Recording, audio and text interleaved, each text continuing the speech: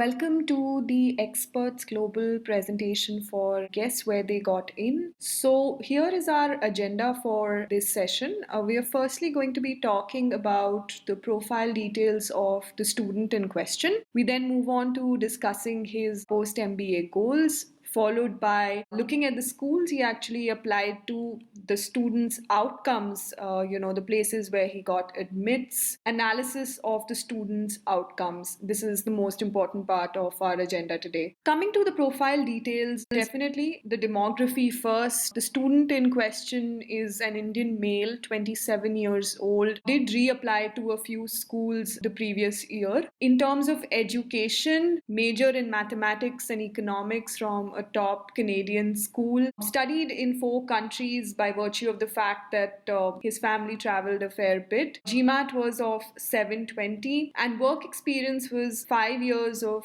experience across 4 countries, a very logical growth trajectory. And when we look at the 5 years of consolidating experience, it actually hits the sweet spot in terms of the years of experience. The student had a brief experience of working with an investments firm and then joined a professional services firm in the financial domain. There was not much of a switch in terms of his career and domain. Also had the opportunity to take on early leadership roles, which was a major plus, and of course had a lot of interesting cross-cultural stories at work. In terms of extracurriculars, the student's profile was quite average. There was not too much happening. Yes, there were some leadership positions in the activities that he was doing. He volunteered with an NGO. At college, he captained the soccer team and, of course, traveled extensively. So, international exposure was actually quite a salient feature or point in the student's profile, whether it was in terms of his education, whether it was in terms of his work experience, or even in terms of just travel for leisure. And that was something that we really did touch upon. Coming to the next part of our discussion, that is to do with the post MBA goals, and this was actually decided after a fair bit of brainstorming, a couple of sessions to actually finalize what would be the career goals that the student would go ahead with. Coming to the short-term goals, these were to take up the role of risk manager with a financial services firm. In the long term, to grow within the firm to achieve the position of chief risk manager or to initiate an enterprise risk management firm catering to emerging businesses. So when you see the long-term goal, we didn't try to keep it too specific, and at the same time they were not very generic either. Okay, we tried to make it fairly broad-ended. In terms of the vision, it was to help emerging businesses identify, analyze, mitigate the risks associated with a company's business operations, as well as monitor the effectiveness of risk management processes to implement the needed changes. Now, when you look at the short-term, long-term goals and the vision, you will see that there is a strong sync, not only among the short-term, long-term goals, but also with what the student had achieved thus far. And that is extremely important. And the good part was that the student was willing to brainstorm and actually take it forward in this manner. Coming to now the interesting part, which were the schools that we actually applied to. So the schools we applied to were all over the world, literally. We applied to Europe and we applied to the US and of course the UK as well. So there was LBS, INSEAD, Oxford, Cambridge, Kellogg, Booth, Haas, NYU, Columbia. The good part about this list is the fact that there is a considerable spreading of risk not only across geographies but also across the rankings. So there are schools from different leagues in this list. Now, coming to the student's outcomes, the student was interviewed at LBS, INSEAD, Oxford, Cambridge, Kellogg, and Haas. He was not waitlisted anywhere. He was then accepted at LBS, INSEAD, Oxford, Cambridge, and Kellogg. So, out of the 6 schools that he actually interviewed at, he was accepted at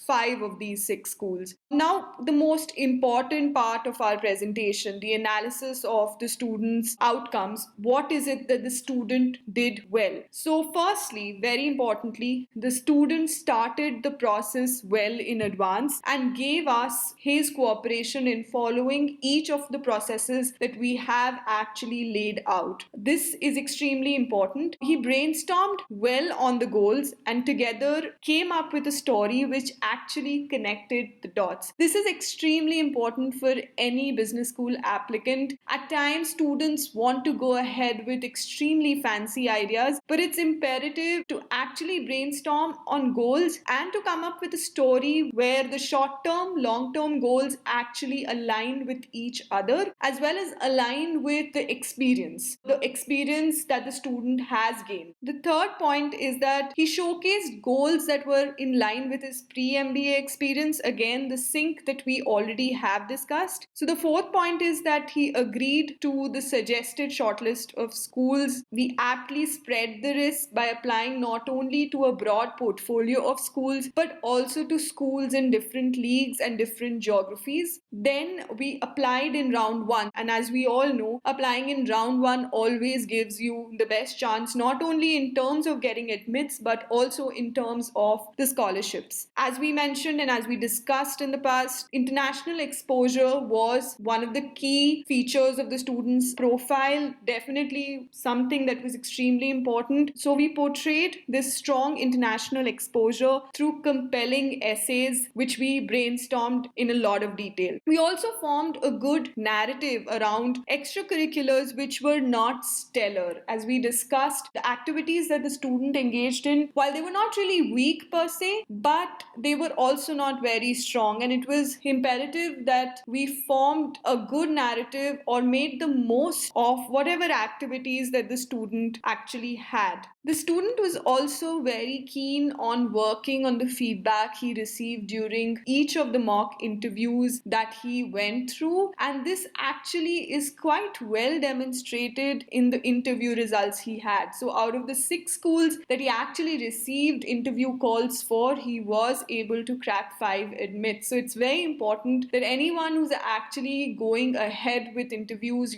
does these mocks and takes the feedback very seriously and incorporates it as well. Coming to what the student could have done better, definitely applied with an improved GMAT score for more interview calls. As we saw, the GMAT score was 720. For an Indian male, it is definitely not a score which is on the higher side. Indian males applying to top business schools around the world usually come with scores upwards of 740 and stellar profiles as well. So if we compare the GMAT score to the scores of other candidates in this category, definitely he could have done better in terms of the GMAT score. Particularly the quant score was one that was a bit low in comparison to the verbal score. However, the good part was that we used the optional essay for each school to actually talk about the fact that the student did have a